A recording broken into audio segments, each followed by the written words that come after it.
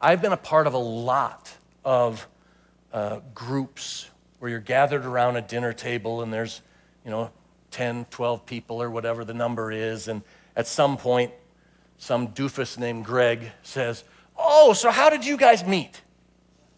And then they tell their story, and then it starts going around the table, how you met. And that person is sitting over in a corner at the table. Well, they met in the middle of an adulterous affair. They'd rather not tell their story in church. And they sit there wondering, am I a second-class citizen? Do I belong? If you're divorced, if you are remarried, if you've been married 12 times, there is no second-class person.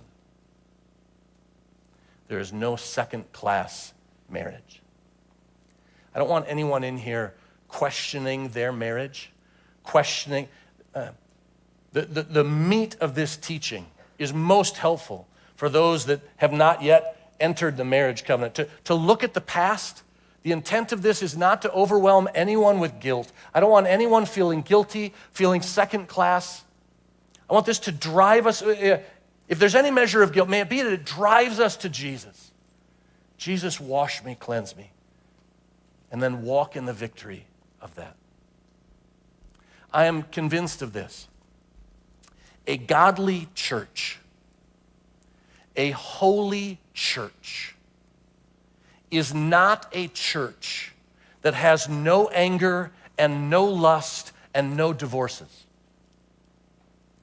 A godly church, a holy church, is a church that has anger and lust and divorces, but is able to uphold a high standard of God and love people well.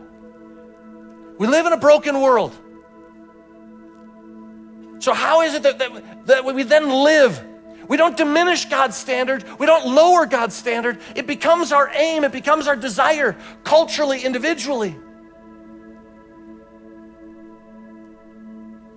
But until Jesus comes back and we're all glorified, none of us will live there. We all live here.